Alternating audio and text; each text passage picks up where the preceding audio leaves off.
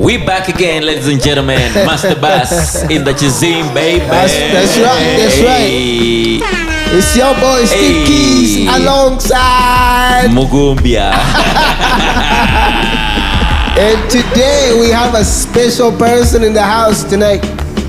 Before you introduce her, she's gonna drop a freestyle. As usual, we always have the freestyle. For us, we don't care about you are a lawyer, or Orinokutua. One, a two, a three. Here we go. 1, 2, 3, 4, let's go. My name is Munyana. I come from a place called Bunga. A really cool place with a view. And if you're really good, I'll invite you over too.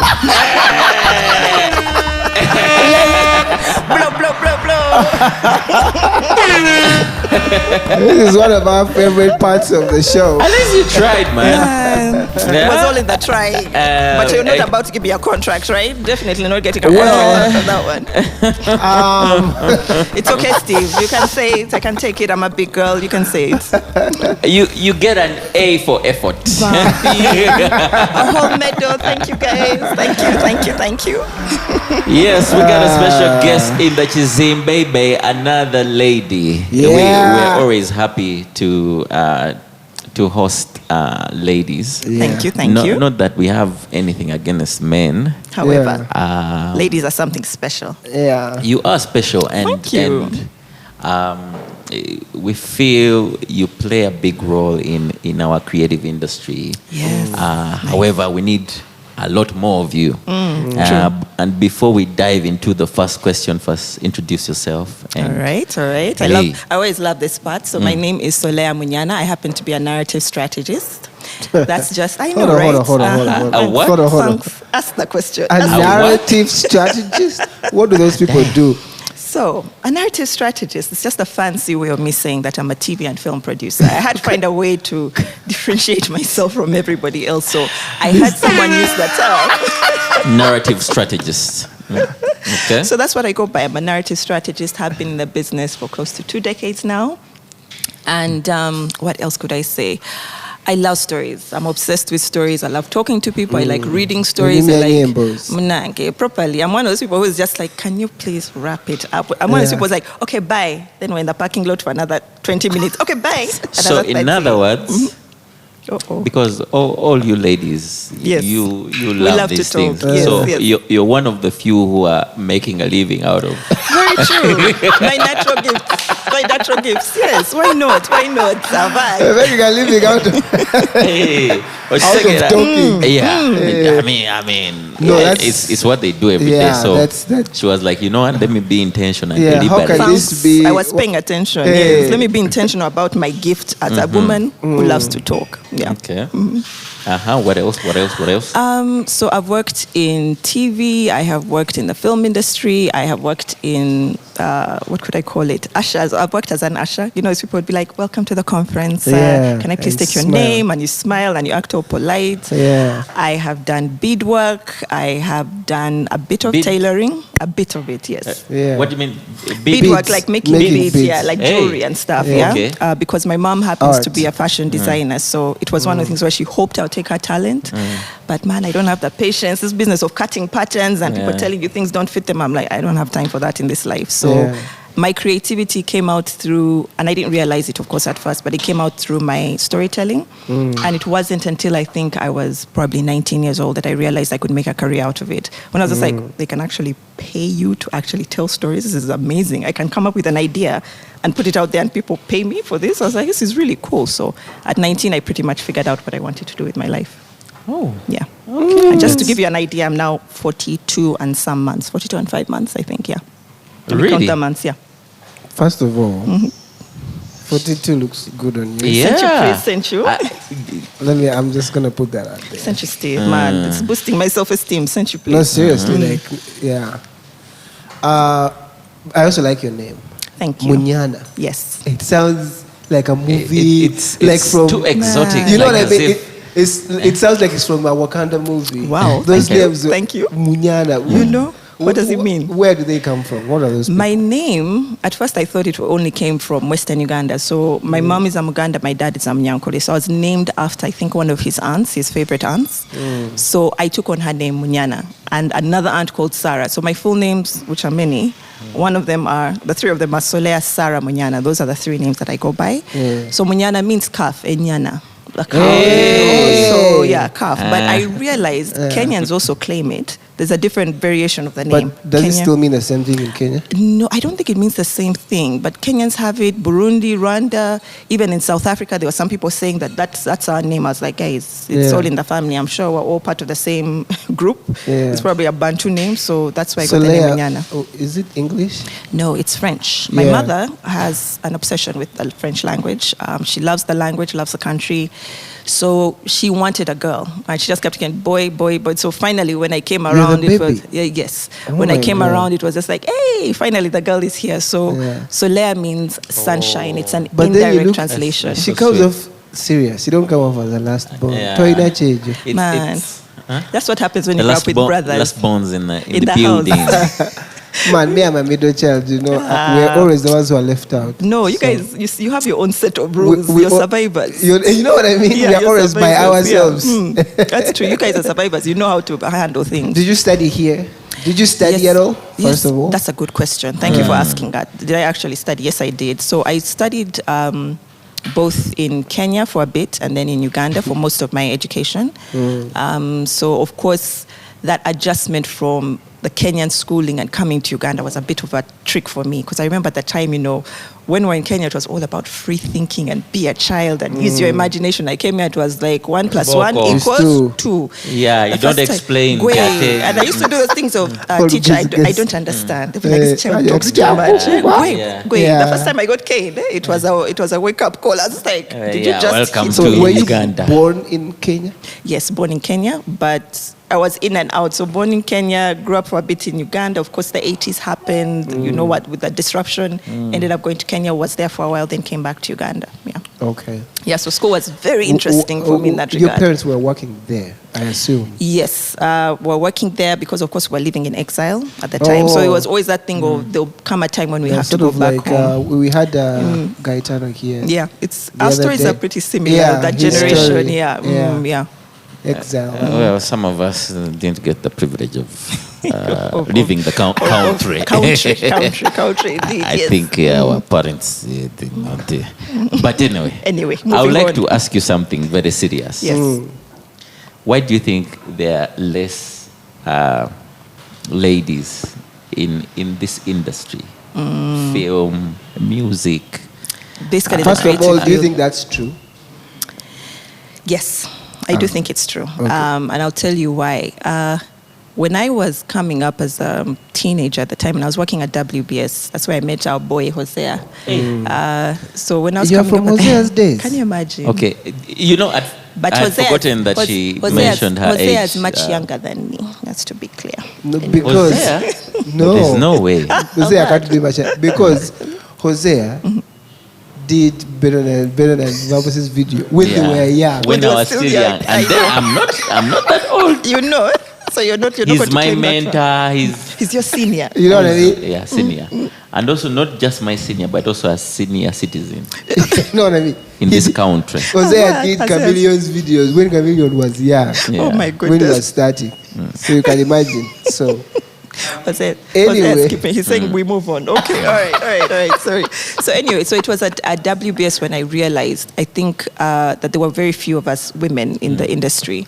A lot of the female representation I saw in front of the camera, not so many people behind the camera. Yeah. And I remember the time when I was told, Elvis Sechanzi, who was the executive director at the time, actually gave me my first job at WBS. And he saw something in me where he was like, oh, so I think you could be in front of the camera. I was like, I don't want to. But I was straight out of S6. And of course, when your elder says do something, you're like, okay, fine, I'll do it. And you remember back in the day when you used to have links presenters, where you'd be like, coming up next is the hostel or whatever it would be. So that's what they had me do. They said, do the links. Up next. On, now then graphics came and took over that. But I noticed then that most of the female talent was in front of the camera. But the flip side was also, I noticed that women were criticized more. how are you dressed? What were you wearing? That seemed to also be an issue that came up a lot. So a lot of women couldn't deal with that form of criticism. Guys would get it, but not as pointed as the women. And then there was also the other side to it that I was able to witness quite young, and I'm glad that I did, was, Uganda at the time and even now, pretty much still very traditional. It doesn't matter how modern you are as a couple. Somehow the responsibilities of parenting will fall to you. So, you could be in the middle of the show and you get that phone and call. You have to breastfeed. Wait, the child is sick, and the teachers always call you. They never call the parents. I would see a lot of women struggling with that balance. So even those who wanted to pursue it would end up dropping out. But as time went on, my whole idea was I would try to encourage as many women as I can along the way and encourage them to step behind the camera. I'm like, your lifetime in front of the camera is very limited at the time. It was, as long as you're young, you were great in front of the camera. But after that, you had to start thinking of what was going to happen afterwards. And behind the camera, you actually have more power. You have more authority to write stories or to tell stories the way you want. But getting people to do that was also another hard issue. So yes, there's still very few women in front of the camera. Speaking to young girls today, of course with social media, there's a lot of critique about how you look and what you're wearing. So there's that fear of being judged. So my whole mission in life right now, anytime I meet a young creative and she's female, I'm like, you better step up to that mic, step up in front of the camera, do your thing. Because there's only one you. That's the only way I can speak to them. There's only one you. So just present your unique self to everybody. Those who like you, like you. Those who don't. Jesus was never liked. So if you can get over that mindset of people loving you and adoring you, you'll find your tribe, you'll find people, your audience that really loves the content you present. Just make sure you step up in front of the industry. I think really social media has messed things up a little bit for a lot of people. Yeah. We tend to get caught up in numbers and likes, likes, views. There'll always be somebody who appreciates what you do. True. Even if it's one or two, and you change their lives. I think that's better than having a lot of likes, but you're not relevant. And, yes, you're not giving anything of value. Yeah, you're absolutely right, 100%. Because a lot of people, including myself, sometimes you're on social media. You may like something not because you like it. Sometimes it's just a passive. When you have your phone in your hand, sometimes you're like, okay, double tap, but you're not like, oh my god, this is really good. I like it. Yes. So the likes don't really represent or reflect how people feel about what you're doing. That's very true. On social media, people can follow you even if they hate you. Oh, they just want to find a way of getting you. Yes, your stalkers. Steve, you seem to have some experience in this, it seems. You're talking from a deep place. Yeah, no, I know. Like, when it comes to social media, like, I know how it works. I trust me. Yeah, I've been on social media for quite a bit. But there's one of the things that she mentioned at Benon, I don't know if women who are in the creative world or in art, if they need some sort of training, let's say if they are going to go into having children and all that and marriage, because have you noticed that most of them, their careers drop as soon as either they get married or they have a child? Like everything just like you can be like that girl used to sing. Oh, she's the moment she got married. Yeah, I think it's a cultural thing. Yeah, especially in a lot of African countries where we don't plan for that part of life for women. You said it. Even in our workplaces, you see some companies, they just say, she got pregnant, we need to replace her. We ain't got no time for that. Because for the next 5 years you don't have this person or something like that. I think we policy makers, bosses, and whatever, we sort of also have Benon, we you should played hit a role. one of those sound effects. No, seriously, you're spot on. Like the biggest word you said is planning. To know if someone gets pregnant, you have to think through it. How are we going to be able to still work with this person through this time? How can we adjust to that? And also be able to appreciate and see that it's part of life. It's it's normal. It's not You It's know, not it's not a- like It's not a disease. disability. Like, I don't know. That's true. Like I they think you've said something really valuable there, you know, Yeah. because sometimes people are wondering, what do the women need to do? Women are left with two choices. It's either you're going to have a family or you're not, if you're Yeah. going to move in this industry. So hearing Benon say something like, you know, it's up to us now, the ones who are making the policies. Like, can Yeah. we make life a little more, can we accommodate and plan for that in life so that Yeah. people aren't put off having that work-life balance? Like, do I have to sacrifice having a family in order for me to have this career, or can I have it both? Yeah. But of course, knowing maybe if I'm going to go on to be a parent, I have to scale back on certain things. Yeah. Like, I can definitely still be a valuable person in this company. Yeah. One of the people who has really handled that well is Vinka. In my, she had a baby. Yeah. She's on a roll. Yeah. She got back Yeah. on stage and she's killing it. Yeah. And I see like our tabloids and Yeah. these funny Blogs. TV shows, blogs. They put a lot of pressure on ladies, Yeah. especially the musicians. Oh, she's pregnant. Can you believe that? Like as if it's a crime, you know. And yeah, some of the girls, bam, they don't even know how to handle that. Yeah, handle that. true, true. Yeah, it's terrible. Yeah. So usually there's a pattern that I want to confirm. Okay.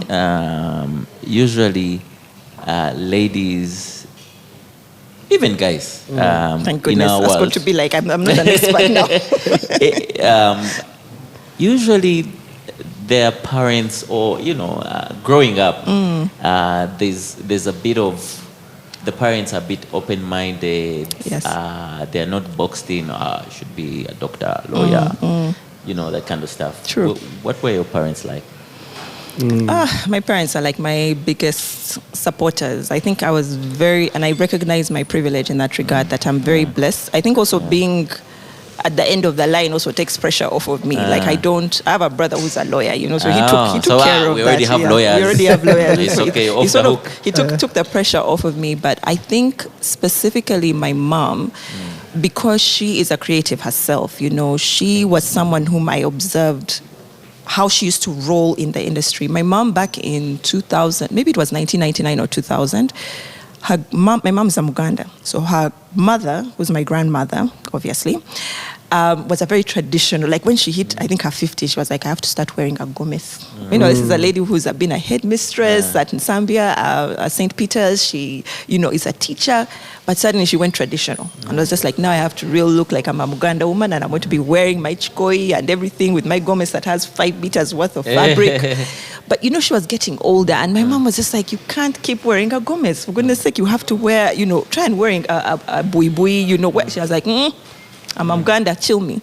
So my mom then decided to design a dress, and she designed the Gomesi 2000. That's what she called it, where she just made it a dress, and then the belt was the sash. Instead of you having to struggle to tie, it was just a clip-on, a button-on, but you could still wear the chikoi. So my grandmother sort of accepted. She's like, okay, if it still has those elements, then I believe that it's still a Gomesi. So I think by observing her and even how she encouraged me, because she'd just be like, you're really good at English, you're really good at telling stories. Till this day, she's just like, you're really an amazing storyteller. So with that sort of encouragement, and even my brothers, when you grow up with boys, you're built different. Like those guys, they feel it's their responsibility to harden you. Yeah. Like we are going to hit you with all the blows before life can actually hammer them at you. So because we grew up, of course, in the 80s and the 90s, entertainment wasn't that readily available. So my brothers were very gifted storytellers. We just had this habit of, using your imagination. You'll be seated out in the compound as kids, so bored out of your mind. There's nothing to do. It's 3 p.m. in the afternoon. Literally nothing. And then my brother would just be like, imagine the ground starts to shake right now, and it bursts open, and out shoots out oil. You're now a millionaire. What's the first thing you buy? Go. And it'll be like, and you can't do the things of, I'll buy sweets. Of course, I was like a young kid. Yeah. I'll buy sweets, I'll buy about what? And you'll be like, your thing is weak. Let me tell you what I'll do. I'll pull up to school in a limousine. It'll be a Mercedes. I'll have bodyguards. And you'll be like, wow. So I found that my imagination was really cultivated at that time a lot. So I grew up with a creative family, much as creativity wasn't something that we found very encouraged here. Like, making MC Hammer pants because MC Hammer was the guy at the time. And, going out at Uganda House had all these tailors and embroidery people, school outfitters, penny garments. So we'd go there and get these stickers that you could iron onto jackets, the Mighty Ducks, Legal Eagles. Like, we'd come up with all these things. My mom was like, if you want a costume for your school performance, you can make it. You can tell me what you want, but you can also make it yourself. So I think with that creativity coming in and also reading a lot, it was very easy as a child to actually nurture that gift. My dad is quite traditional, so there's a time when I rolled up to him and I told him in S4, I don't want to study anymore. I want to be a beauty therapist. And the young man looked at me and said, what is that? And I said, well, you teach people how to look after their hair, nails, and makeup. And he was just like, does that put food on the table? I was like, I don't know. But it sounds really cool. He was like, yeah, you're going to continue with your education. Beauty therapist will put on pause. So it took him a while to come around to it. And I think even now, if you ask him, what does your daughter do? He'll be like, something to do with the cameras and telling stories. Yeah, something along those lines. Yeah, but he's very, very encouraging. And he's also a very gifted storyteller himself. Oh, yeah. So it runs in the family. Yes, indeed. That's dope. She was talking about putting stickers on their jackets. Some of us were designing cobwebs. When you're ironing on the back of the shirt and stuff. Man, Okay, so. Yes.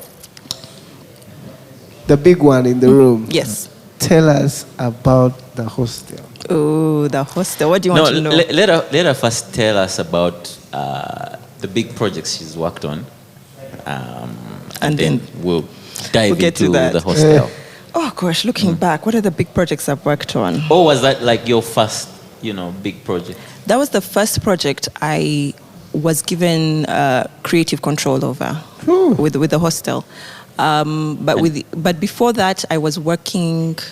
I'd say the big one we had done, but I wasn't like the main person. But I was one of the producers while at NTV. One of the producers I was working with, Kifa Walusimbi, we were obsessed with So You Think You Can Dance. We had a period of time when NTV was shut down for close to 8 months. Government wasn't feeling us then.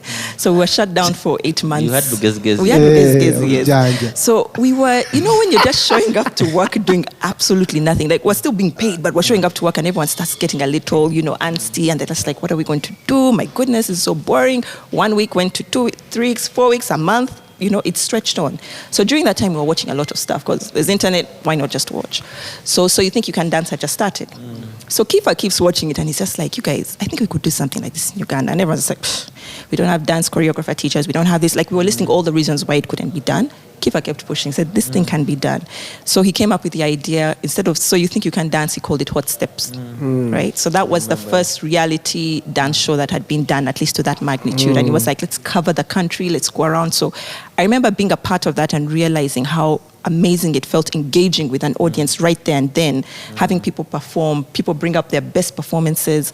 And then actually, I think Rosemary was one of the, now a well-known choreographer, was one of the dancers who came up. And at the time, she was... Three girls. Yeah, and she was a kid at the time. At the time, I think she was like 16 or something. And I remember just how amazing it was to see people's lives being transformed. She didn't win that year, but I think she's become one of the most successful choreographers since. Yeah. So with Hot Steps, we did a whole bunch of other shows. There was Profiles, where we looked into, it was a magazine show.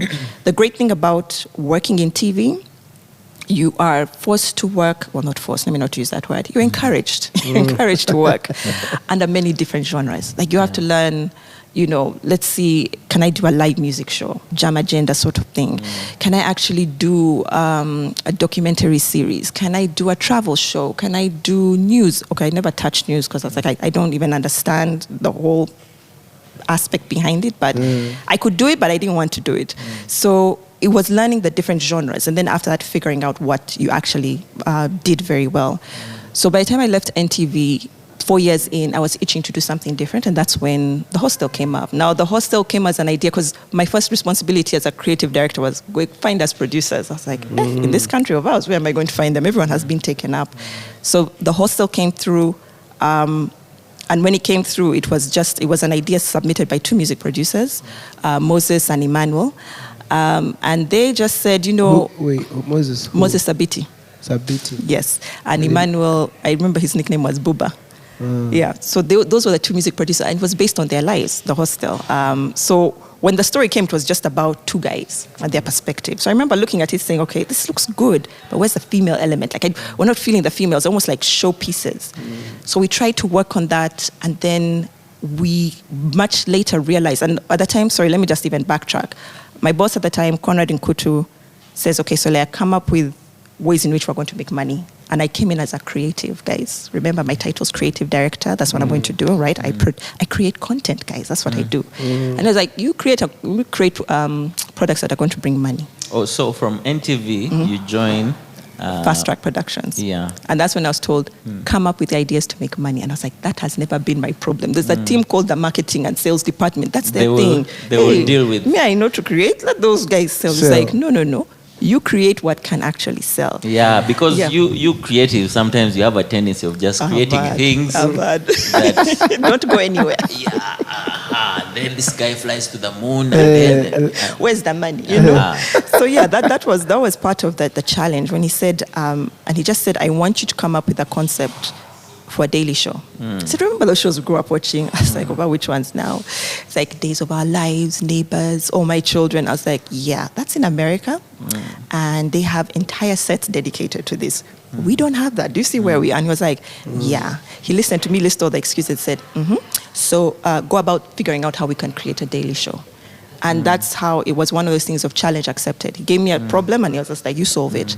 So the hostel was huge in terms of what we wanted to deliver. And I remember I asked everybody I knew, do you know how to do a daily show? And everyone would come back to us and laugh and say, it can't be done in Uganda. Maybe ask Kenyans. Kenyans laughed at us and said, you guys can't even afford us. They really assured us.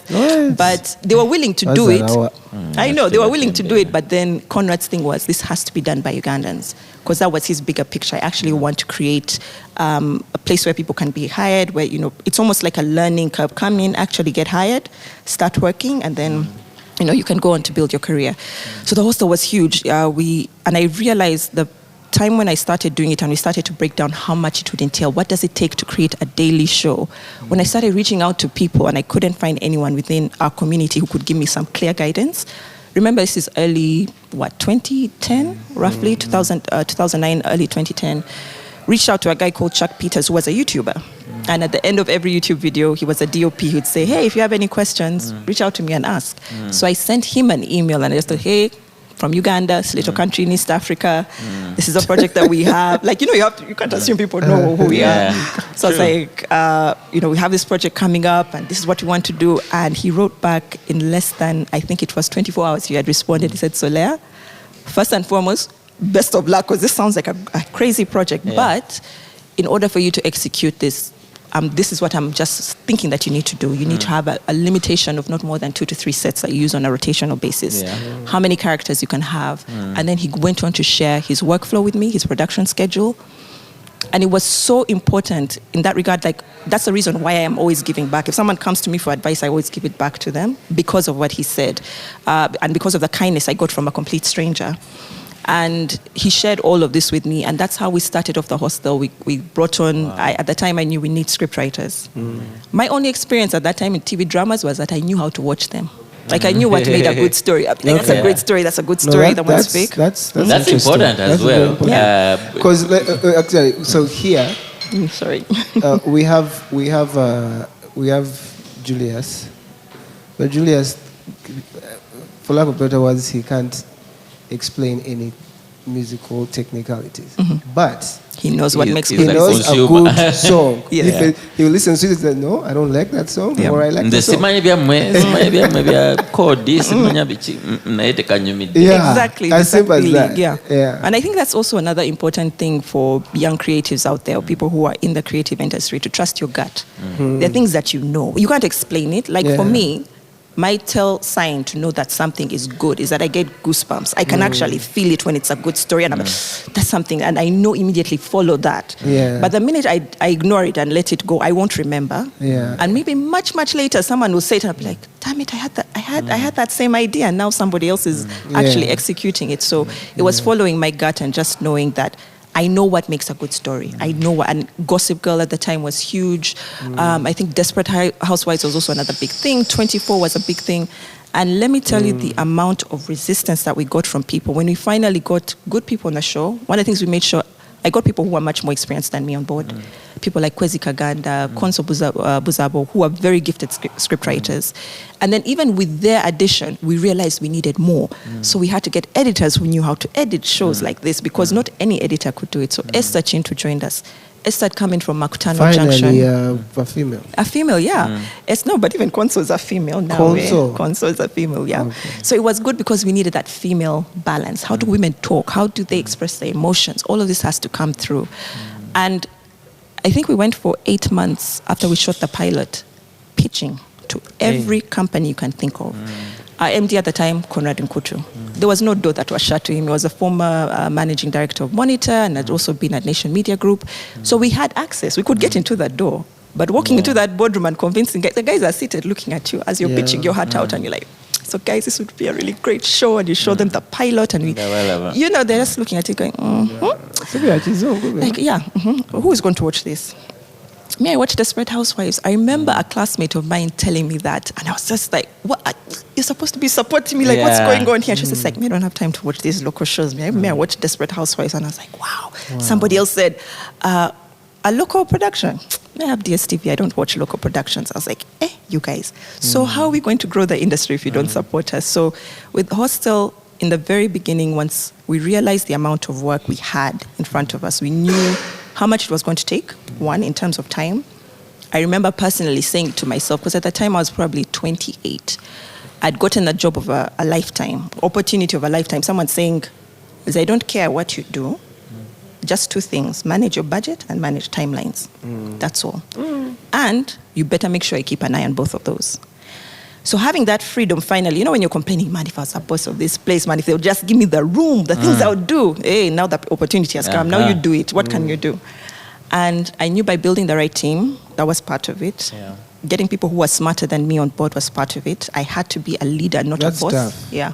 To be a leader, not a boss, not to think I have all the answers. Like me saying, no, guys, I would have to humble self, and I don't know who, maybe it's the cook who has told me, Gwe, I can't be feeding your chaps if you're not letting people out on time. Otherwise, guys are going to be eating cold food or whatever it might be. Or listening to the sound guy who says, Gwe, every time we're shooting, the location you picked is beneath a highway. All the planes are passing over here, so there's nothing I can do. The quality of sound is terrible.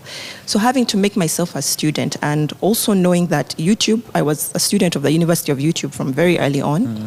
Reading of books. There's one called The Success Through a Positive Mindset by Napoleon Hill. I read that book like it was my Bible, like highlighted, things about what do you do when you go into territory that is unknown. There's no one has a blueprint to give you to say, this is how you do it. Step 1 is pa. And then also making sure I learned, the learning curve was very steep. I made a number of mistakes. And I knew at the very beginning, once I saw the magnitude of the work, I said, I do not have a social life for the next 2 years. Like I could see it, and I just said, for the next 2 years, in order for this project to get to where it has to get to, I can't take my eye off the ball. Bye parties. Everything. By the way, I told friends, it was almost like a dear whatever letter of, guys, I sent them a group text, I will not be joining you anymore for any of our progress, so count me out. And they thought I was joking, but I was like, you're not going to see me. I was working all the way in Mutungo, so I was working, and we were all working from I was up by 5 a.m., back home by maybe midnight, and then to do it all over again Monday through Saturday. So that went on for about 4 years, back to back, having to work like that.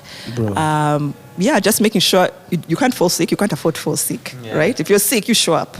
Just show up, at least people see you seated in the chair working. So, but one of the things I learned about that was the buck couldn't stop with me. Learning to empower other people, how my boss had empowered me. Actually grooming talent. Finally. That is so important. I learned that the hard way. I was the kind of person with what they call the founder's syndrome. Yes. Everything had to run by me. The DNA. I felt like I can't lose control of this. Micromanaging everything. But it's so... It's a tough lesson. Yeah, there are other passionate people that are capable of doing the same things that you do. Exactly. And it only just makes you grow and relieves you into doing other things, and so it's very and also important. in terms of perspective, the perspective becomes wider, because you can have you can have an idea in your head. The moment you share it with someone, and someone can be like, "Have you ever thought about that?" You're like, "Oh my God, that's even amazing. bigger." You know? We had Nathan Magola on here, and he said, for him, more than anything in the world. Did he say, what did he call it? Project management? Yeah, project management. He was like, you can be the best creative, doing amazing stuff, but if you can't meet deadlines, you know. You understand that kind of thing. You can't manage your, like you said, budgets and timelines. Yeah. Like if you can't beat those, it doesn't matter how creative you are, you're still going to fail. People don't want to work with anyone who doesn't want to. And you must know so many people who have all these amazing projects on their laptops. Yeah. Guys who haven't released, they say, "Man, I did this thing." Then you look and you're like, "How come you haven't released it?" Exactly. Man, these things are tight. I need to fix here ending. Then yes. There's also knowing when to let go of things. Like even with the show being the first. There was a standard that we were aiming for, but we were here. And I remember just thinking, you almost want to push it up, like if we could only get up here, but we had to go through the process. That show was so big. Yeah, I've met people in Nigeria, and I think in South Africa and Kenya, who talk about it. Like, there's this show that was called, because it was on DSTV. Yes, right? it was on DSTV. So they were like, there's this show from Uganda, The Hostel. It's really, really nice. Yeah. Like, I've met people from away from here, and they know the show. But it all has to do now with the vision of the leader. Yeah. So we had someone like Conrad Nkutu as our vision. Like, he did not see things stopping in Uganda. His whole thing was, this thing is going continental as far as I'm concerned, and I'm also aiming at the diaspora. Yeah. He was one of those people who was thinking about already having a Netflix sort of Africa. I think Netflix hadn't come about by that time. Yeah. I think maybe they were just starting out. Blockbusters was still a thing. So Nigeria, I think someone had started it off. There was someone in America who had also started, I think it was, I don't know what it was, but it was a subscription pay so that you can actually make sure that people, a video on demand platform. Yeah. So having people who are visionaries as your leader is very, very important, because if they can give you the big picture. Magola mentioned that as well. It's very important. You can all be very talented, but you need that person who's going to point that, this is where we're going. Yes. Yeah. And keep the vision in front of the entire team, so that everybody, whether it's from the PA all the way to the director, everyone sees the vision. This is the mountaintop we're going to conquer. So I think great leadership helped a lot, and even I found mentors who pushed me and made sure that I could keep striving for more. So Hostel was one of those moments where I was like, this has taken 4 years of my life. And I think at the time, with the popularity of the show, one, because it was also the first of. That's also the advantage of doing things. So that's why I encourage people, if you have an idea and no one has done it, go for it. Chances are you being the first to have done it will be your success story in itself. And it being the first of, we made it look possible. The corporate world started to take us seriously. Before, guys would be like, guys from the creative industry are you come in with your dreadlocks and your ripped jeans and you don't take things seriously. So even I had to play the game, where it's like, I would dress up corporate to meet you day one. When you find me in the field, at the time I had a lot more hair than this. My afro would be out, I'm wearing my jeans, my sneakers, but it was just to show the balance between the corporate world and the creative world and how they could work together. And we sort of shattered that to make them take us more seriously as a business, as an industry, especially in the film and TV world. So Hostel was great, did that for 4 years. And then on top of that, it became one of the things of, if you did it once, you can do it again. 5 at Home followed. Another family, good times sort of centric. Like, now let's do something that's not so middle class, but to actually show the working class and people who are working to make ends meet. So that was one show. And then once again, I realized I can't duplicate myself. Then let somebody else come and take over. So another producer, Kathy Bagaya, who had risen up from being... Oh, I know Kathy. You know Kathy. Yeah. So Kathy started off as a scriptwriter, then moved up to head writer, because the minute I noticed this is someone who can handle the writing team, my hands as head of production, now I can take my hands off because everybody knows their goals and what they're to deliver. She took on as producer, and she actually grew that series. It was also another 90-episode series. That was also the thing about The Daily Show, 90 episodes in. And then after that, there was another show we came up with, thanks to, what's that show called? Game of Thrones. You know, there's that line to Jon Snow, "Are you not a man, Jon Snow?" Right? And I remember we used to joke about it in the writing room. We'd be like, everyone would start doing something and say, "Are you not a man? Like, what's going on here?" And we thought about that statement and said, "Are you not a man?" If you translate it to Luganda, and my Luganda is terrible, don't kill my pronunciation. Something happens and someone says, "Tolim Saja." Like, what's going on? Like, man up. So we wanted to know, what does that mean? Are you not a man? And can we flip it on its head and show someone, a guy who's doing things completely opposite from what culture and tradition demands of him? So my favorite time in hostel was really, I'll be very biased, was the writing process. I like the creativity and brainstorming process. All our drama was put on that table. People would be crying, "Man, this thing happened to me when I was at uni. This guy broke up with me and this happened." So we were able to sort of heal ourselves through writing hostel and telling the stories. And even guys from the crew would come in and pop up and say, "Hey, why don't you guys write about X, Y, and Z? This might be a good story to throw in." So the hostel, once I was able to conquer that mountain, I needed another mountain to conquer. Sorry to cut you short. No, go on. I'm wondering, did you have any leadership skills that helped you maneuver through all that? I'll say this: when it came to leadership, right from my days in WBS, and it's something, if you notice from the time you're a child, I was always being class monitor, prefect. I was always put into those positions because I'm a bit bossy. As a last born, I can do that sometimes. Be like, "I think we should do this or this," and then no one listens to me. So it was weird when people would listen to me. I'd be like, "Oh, okay." So that was encouraged and groomed in me, but I didn't particularly like how leaders would be punished sometimes. People are talking, class teacher comes, who was talking, you keep quiet, they punish you instead, and you're like, "Man, this thing sucks. I don't want to do it anymore." You have to be a snitch. You know, and you start saying, "It was that one, and that one." But don't you think that's how the real world works? No, because if let let me give you an example. Oh. If we have a client here at Swangs and he goes through these guys and I do the work and it's trash, I'm not going to go to the boardroom, but they're going to go. Yes. And then the person who is sitting on the other side of the table is like, "But Benon, family serious." Yes. That's This true. is trash. Benon, that's all I got. Yes. But you see, now that's where, as a leader, you grow, where you can't point fingers. Yeah. Also realizing that when you're the leader, it looks so glamorous. I'm sure people look at you, Steve, at you, Benon, even Julius, and they're saying, "Man, to be that person. I also want to be that person in that seat, calling the big shots, earning the big bucks." But then people don't understand. When it backfires, when you have to carry it. Yeah, when stuff hits the fan. Your name is the one written on the It's the one where people are just like, "This guys never work with them again." But not only that, you have to be able to take both the credit and the criticism at the same time. As willing as you want to take the credit and let everybody know that, I was the person who did this. Also, when things go wrong, acknowledge it and take it on, right? So in terms of leadership, I learned a lot about empathy. And this is where, as women, I would say, Ben, to answer your question, see how could we get more women involved?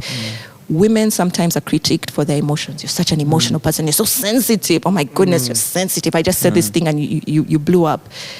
Our emotions are a strength. And I didn't realize that until much later. And I used to be one of those people who would be like, "I have to be hard. I have to let people know that I'm not a soft man because this is a man's world. I have to." And also, once again, growing up with brothers, it was that thing of don't show weakness. You have to be hard. Don't show weakness. Don't start crying. It's an African thing. Suck it up. Don't start crying. Quickly. You know, if you start crying, they beat me. They'll be like, every time we play with you, you start crying and reporting us. We don't want to play with you. Yeah, so I had to harden. So I used to think that was a strength. Be strong like that. But the funny thing was, I realized also, my emotions, or my sensitivity, as people called it, was what helped me talk to people easily. Yeah. From the time I was a kid, I could talk to anybody. You can put me anywhere. I'll start, even if there's a language barrier, I'll start boxing. There's a time I was in Somalia, for goodness sake. That's a language that you can't even relate to any Bantu language that you can sort of box around with. It's completely different. What were you doing in Somalia? That's an interesting. So that was the other mountain to conquer, right? It's true. She makes money off talking. Yeah. Okay? True. So, but just to answer your question, in terms of leadership, it was empathy. It was learning how to know that I am not always right. I don't always have the answers. To be humble enough to accept it. Yeah. That's tough. To be humble enough to accept it. Yeah. But also not to take crap from people. That's also another thing. Now, hold on. Don't take crap from people. Because now the balance of thinking that you don't have all the answers, but also not taking crap, like knowing what you want. I know that as much as I shouldn't think that I know everything, I also have to be confident Yes. in what I believe should be. That balance is very, It's very tricky, Because if you're not, then everyone can always throw you any direction. Yeah. You then have you to be lose that certain. focus. Exactly, Yeah. and you've said it. You have to be focused to the point where you're like, I get that you're tired. I Yeah. get that you were working until 3 a.m. yesterday, and now I am here having you back on set at 6 a.m. I get that you're exhausted, and I'm sorry that you feel that way. And maybe I might work out something for you later on in the week where I can get you a day off. That's a But skill. we have to hit this target. It's a skill. TV is a monster that has to be fed, Yeah. and it doesn't care that Yeah. you didn't sleep, You that have you to meet the didn't. deadline. It's just like it's waiting. It's like, give me my food. 7:30 has hit on a Friday. Where is my food? So it was having to understand, meet the person where they're at, but then know what you have to get them Excelling from this that point. vision. You know how to make people feel like it's torturing you now, but I guarantee you what is coming out of it. Like to bring someone to that point of like, yeah, I think I can push 2 more hours. Yeah, you almost have to be like a negotiator. You know what I mean? And you've said it exactly. Thank you for yourself, Yeah, please. yeah. Yes. Trust me, I do that sometimes. Yeah, I know. Because Yeah, he like, does.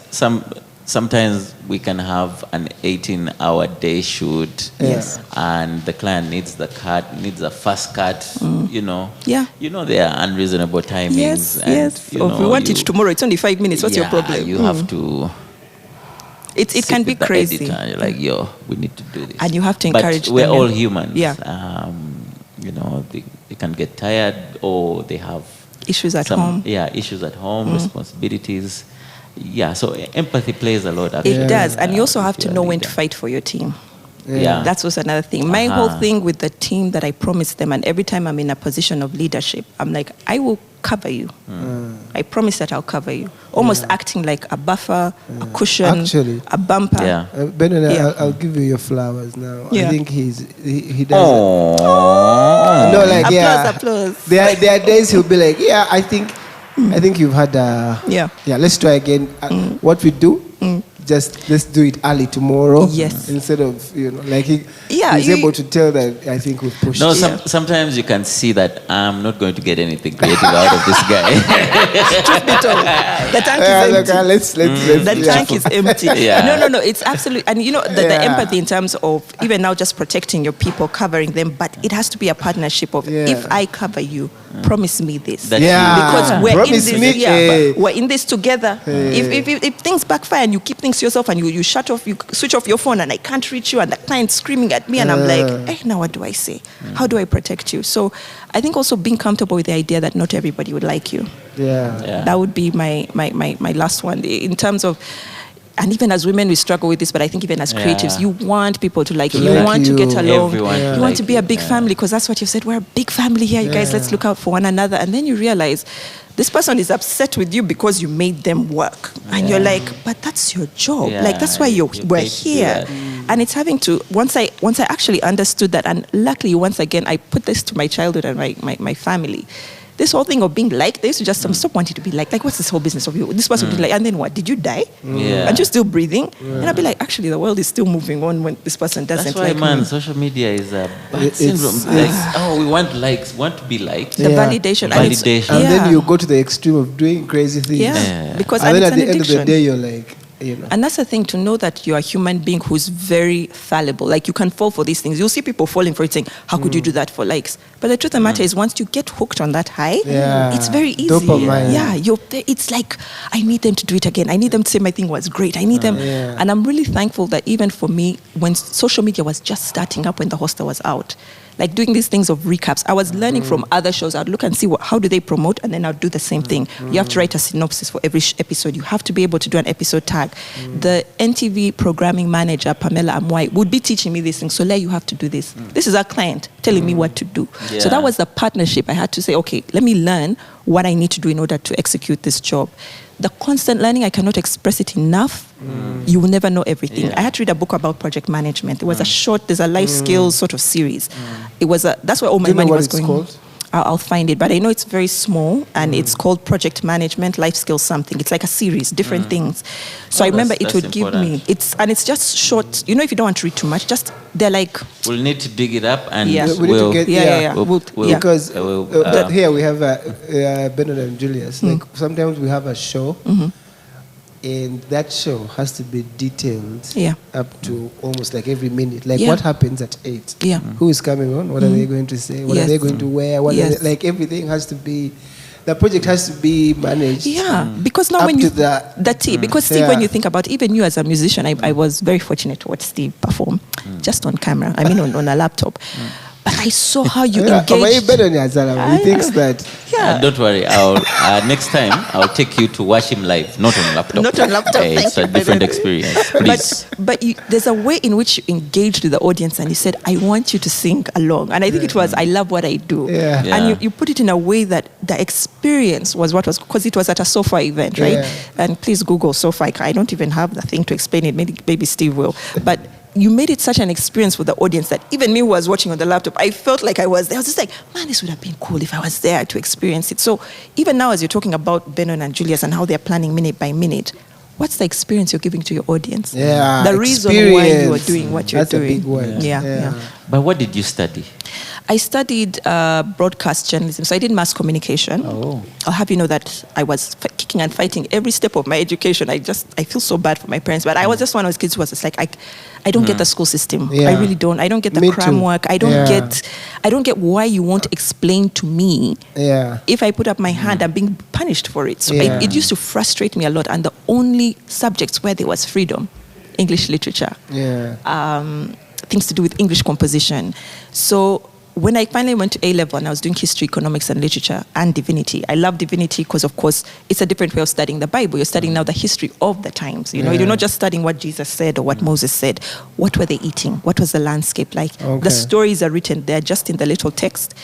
So as a result, I wanted to do... those people who did healthy or something. Yes, I did healthy. I did healthy. Hated economics though, but, you know, I was just like, can't I do like...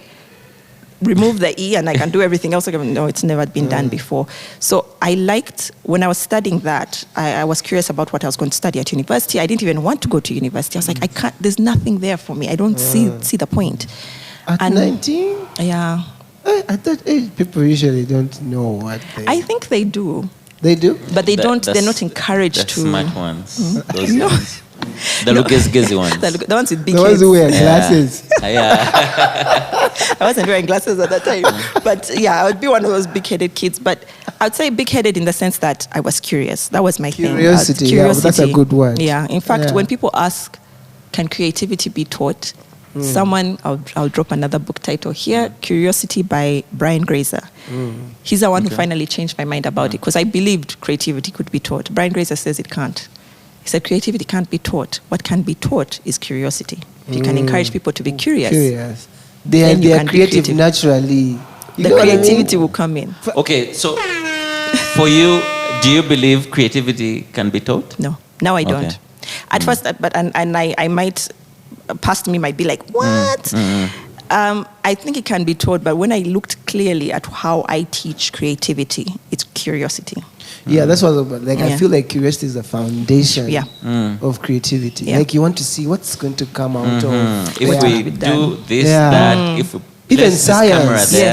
Yeah, science is an art. When you look at it, it's just something fascinating and beautiful because you're wondering how, there's this really tiny thing that I just discovered called a springtail insect.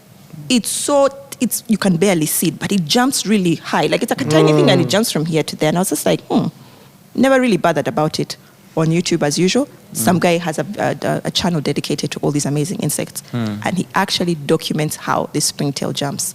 And it moves in a very fascinating way. It almost does a rumble tumble before it lands, I think, on its back. Like it's not very graceful on land, but very graceful on water, how it lands. So curiosity is what led him down that path. Because he used his scientific equipment that was meant for something else to say, I wonder what's in my backyard and if I can do this. And he showed how he even caught it, just puts like a bright tala like that, a mosquito net, things go in, he gathers them, takes them to his lab. So I feel like that's the extreme of what society does to us. Like, because in society, unfortunately in some societies, like there's a certain way or path that everyone is supposed to take. Yeah. So that's one side, and then there are people who jump out of that. Like, but what is on the other? What is outside? Yes, this box. Being a doctor or being Actually, a lawyer. What is outside that? I feel the African or even the Ugandan education system sometimes suppresses that. Yeah. It suppresses our curiosity, our creativity. Yeah. So it's almost like a cookie cutter system. Yeah. They all want We know that one. No? Yes. cram, Yeah. go to Makerere, get a job. And you understand why it is the way it is. I mean, even now with you were asking me how I ended up in Somalia. One of the things that I did in between, after I'd done the hostel, 5 at home, I did also just co-produced a Turning Around Uganda policy series that came as a result of an argument between me and my boss. That I think 2011 elections were coming up, and he was like, "You need to go and register to vote." I was like, "Yeah, I'm not interested. Like, if you're giving me time off, I'm using those days to sleep because I barely had a day off since I started this job." And he was like, "Solaire, you're the reason why this nation your generation is responsible for why it went backwards." I said, "You're the very people who brought in the issue that you're claiming. So now why is it our responsibility to fix it?" Yeah. But it's like, you not participating is you being part of the problem. Yeah. So I just got into an argument with him where I said, if I can't see the difference, and if I just see the same saga being repeated year after year, if you're just telling me one person is responsible for the state of the country, that doesn't make sense to me. Show me how I, as an ordinary Ugandan woman, can make an impact. As a normal citizen with no connections, I have no clout, what can I do? And that's how Turning Around, he created the idea. He then created Turning Around Uganda, which was now talking to people from all sectors, education, health. What do you think we can do? What do you think we can do to fix it? Simon Kasiate hosted that one. And I remember that being really amazing and saying, "Oh, I thought I wasn't interested in politics. Turns out I am." So after doing that, sorry, go on. No, you were talking about, I was going to talk about one story that Benon usually tells, how art comes out of with the weirdest places, Yes. how that song came about. Some guy was really hungry. Yeah. He's like, "But guy, guys, I'm starving. Yes. Please give me some money. Otherwise, like I'm going to do something to myself." Yes. And Wow. it did Can you sound like imagine? it's, Yeah. like I might kill myself. Yeah. And then Mose was like, "You know what? Yeah. That's a story. Can That's be a song. a dope there. song." It is, such a nice song. and relating to the human emotion, like, do you even know what it's like to be so hungry that all you're thinking of is I'll finish myself. I'll do myself harm if you don't help me out right now. Yeah. I think that's pretty powerful. Yeah. And just paying attention to that. So in Somalia, it was anyway, work still. Somalia was work still. So Somalia had been presented to me as an opportunity before, but this was in the early days of 2011 when things were really, really bad there. I think UPDF had just been, AMISOM had just been created. The UPDF had just been deployed. It was talk of bombings and everything happening there every day. And someone said, "Oh, there's an opportunity to come and teach female journalists here." And I was like, "Oh, okay, cool. I'll do it." Because it was something new. For me, that's my thing. My kryptonite is a new idea. Just wave it in front of me and see if I won't jump. Not money? No, the kryptonite is actually that. You just give me an idea, and and that's what I'm trying to walk away from. The whole kryptonite thing, I'm just like, keep it away from me, because if it's not paying, I shouldn't look at it. Yeah. So, because with bombs flying over, there should be more money. They should be, but still the money wasn't enough. I remember I brought the idea to my mom, and she said, "Over my dead body." And I was like, "Ish, by the time now parents start saying those things," she was like, "I have never at any point in time stopped you from doing what you want." Yeah. This right here? Nope. So and this is the importance, and this is how I have to tell people when it comes to hiring people. I hired a friend and a former colleague from NTV because he was perfect for that job. He's called Tony Mwangala. So Tony came in to be my deputy head of production. And Tony had an opportunity that came up and he needed to go for it. He said, this is an opportunity of a lifetime. I'm so sorry. I know I've just come in and I'm leaving, but this is something that I can't pass on. So we were able to give him we just said, "Okay, fine. If you can't, that's totally fine. You can go, no hard feelings." Then Tony reached out to me a couple of, I think, weeks later and just said, "Hey, Solaire, there's this opportunity in Somalia. Are you interested?" I was like, "Somalia has come again, second time around." Okay. By this time I'd already left. Yeah, God is saying, "Go. I know it's the what is it? The desert you're going to, but you go. I'm sending you to Egypt." So the opportunity came up, and it was a time when things were really, really hard for me. One of the things that I'd advise creatives is also to take care of yourselves. You cannot pour from an empty cup. Yeah. I'd spent 4 years without a break, and I was pouring constantly. You know, the show, and there were shows now, they were demanding more and more of me. And it just got to the point where I just said, I can't, I'm tapped out, I'm dry. There's nothing more that I have to give. I'm not creating any new ideas. I'm just in autopilot. I even had a friend take a photo of me. I was just like, wait, I have to document this moment. Take a photo so that I remember. If I act foolish next time and think I can do this again, I need to remind myself. So I left hostel. Great, Fast Track Productions, great paying job, at the top of my game. I think most people are like, you're an idiot for leaving. But I just kept thinking, I need something new and I need something different. But things became very tight. Now, you can be at the top of your game at that time. I can say that I was probably one of the most renowned producers at the time.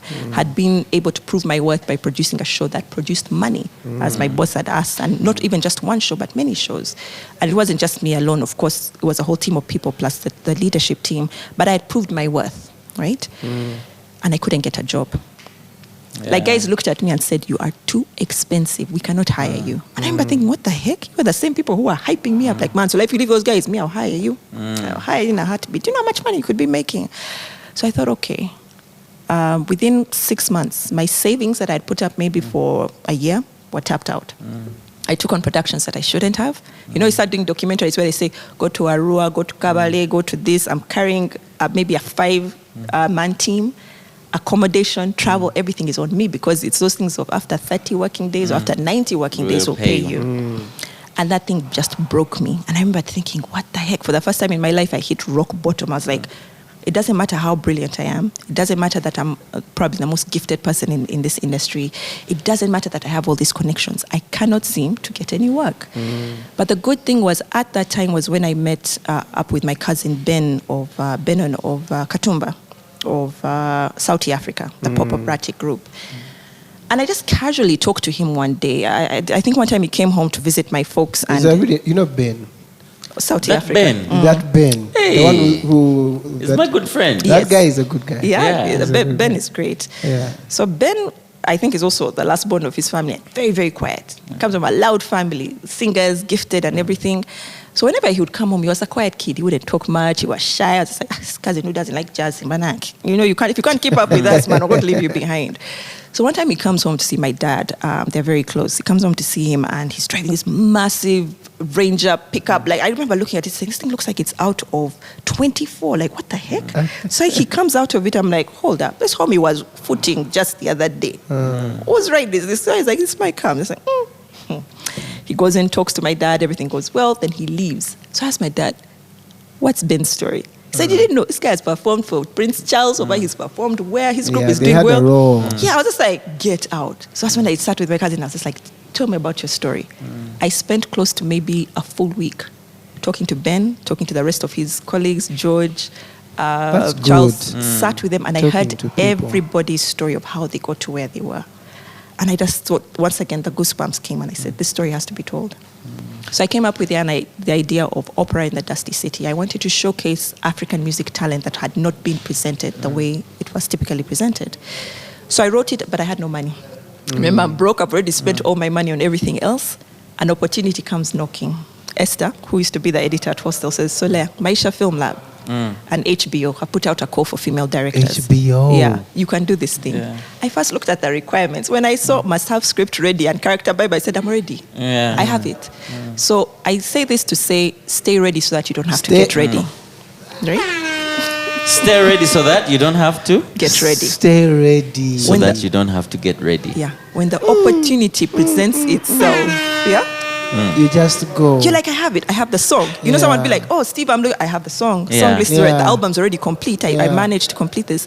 Shania Twain, in an interview on a podcast called The Great Creators by Guy Raz, talked about how during lockdown she wrote 3 studio albums, content worth 3 studio albums, because she said I had time.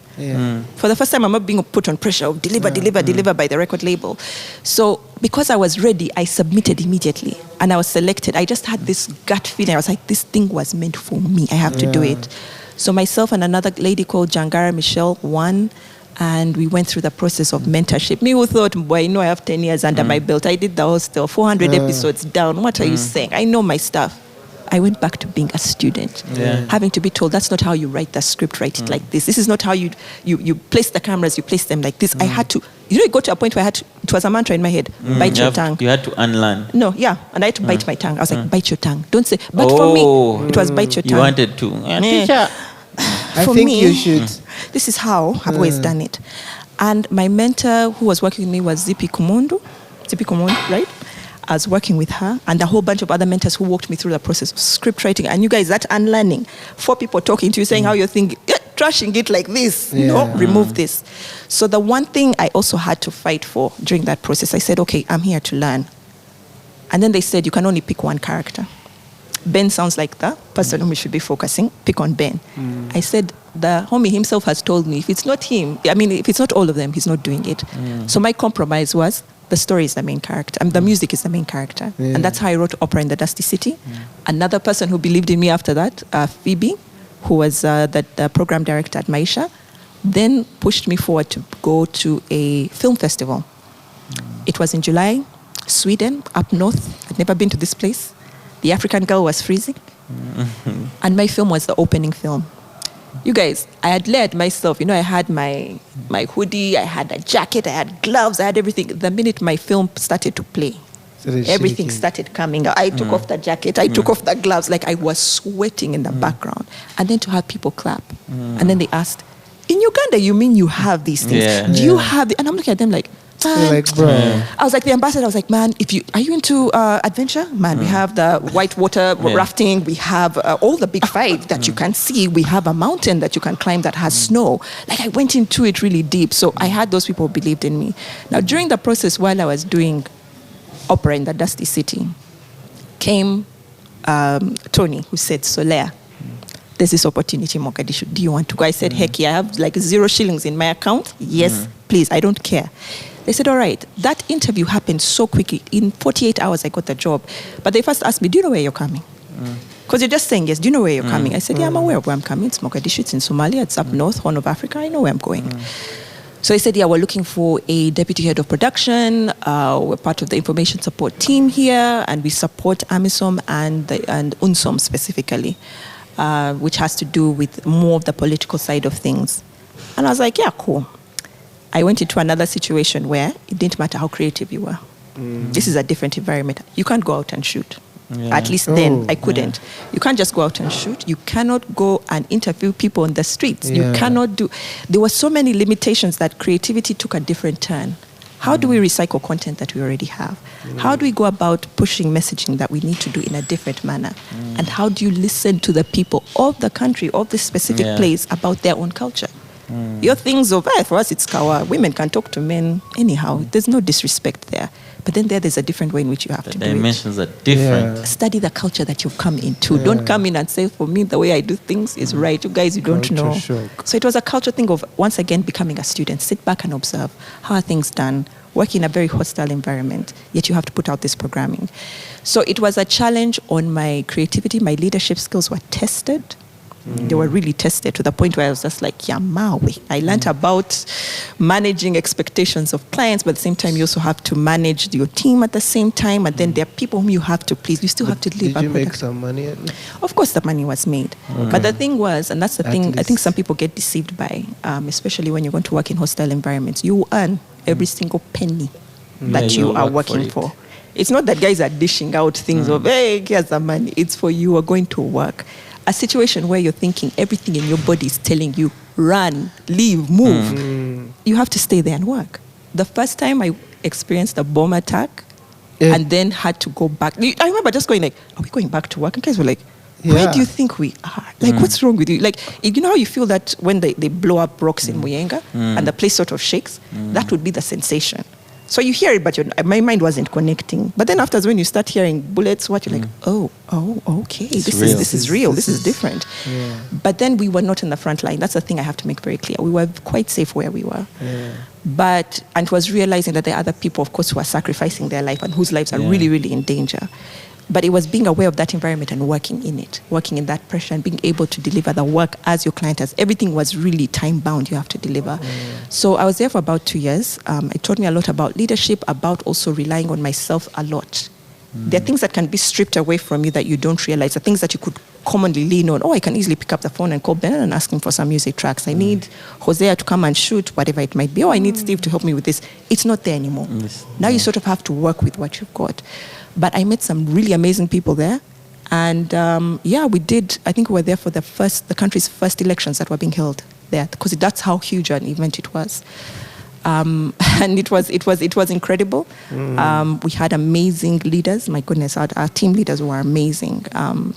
There were really people who were able to guide us through the madness. And while you're there losing your mind, but I get this thing at, and it's like, relax. It's okay. Did HBO ever take the show? No, now that was the thing. Kampala? At the time, HBO... Is that what it was? Dusty City. Dusty City. Yeah, Opera in the Dusty City. At the time, they were going through management change. I think there was a buyover. There were changes that were happening there. So the person who was responsible for the project left. But so the film is there. I mean, it's online. You can actually just Google it and find it. What are you going to do about it? Well, I don't know. That's a very good question, Steve. Okay. I know we're running out of time, but what are you doing now? What are you working on now? Is it on YouTube or? No, it's not on YouTube, but it should be on the Maisha Film website. On the website. Yeah. Oh, we'll check it out. Okay, so what am I doing now? Well, right now, what I decided to do was, I was challenged by, I've told this story so many times, but you guys will be hearing it for the first time, thank goodness. But I was challenged by a young man when I attended a masterclass that Natasha Sinayobye was holding. And during the Q&A session, one of the guys stood up to say, you guys as the older group are not doing anything to help us who are coming behind you. You're very quick to critique our work when you put it out there. You trash it. You say, you guys weren't using the right angles. The story was off. There was all these things. And when we reach out to you for help, you guys are too busy. You don't have the time. You say, I have other things to do. Whatever it might be, you brush us off. So what I've decided to do moving forward, this next decade of my life is really going to be heavily focused on giving back and teaching. So my main purpose is actually to push how to help people tell their story. Okay. And everybody needs that skill set. Even as musicians, as people who create content, how important it is to know how to tell your story for the right audience.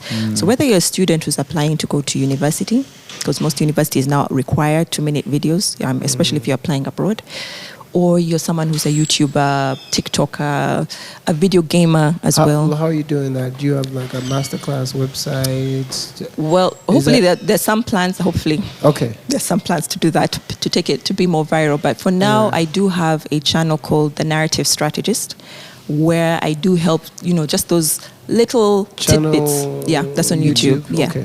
The Narrative Strategist. Okay. Just to help people get started on how they can start telling their story in a very easy to consume sort of manner. That sounds really exciting. It's been interesting to hear all the stories for plus your journey. And I love the fact that a lot of people when you get to 40s, 50s, you get to a point where now you just want to teach, encourage, and inspire. I think it's fulfilling. It's been lovely. That's a Lukanda word. You're still fighting for the same things as the 20-year-olds. It can't be your story. Actually, you end up frustrated and fighting.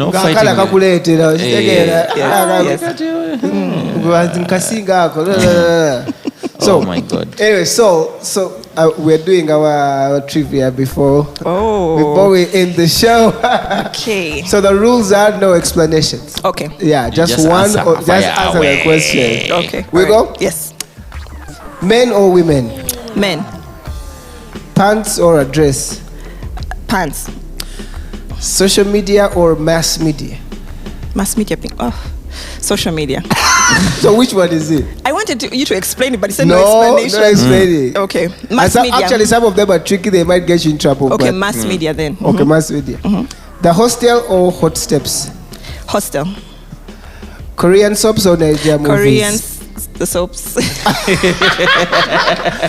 Books or YouTube? Books. Richard Twanje or Helen Lukoma? Helen Lukoma. Richard will understand. Yeah. Thank you so much, Solaire. Thank you for having me. Everybody watching the channel, please subscribe, like, share, follow, comment, and all those other things. Thank you for hanging out with us. And tonight we had the one and only Munyana. I like that name. Thank you. Munyana. Munyana. Man, it's a shame it means Akayana. Thank you so much for coming out. Thank you, guys. Thank you. Hey.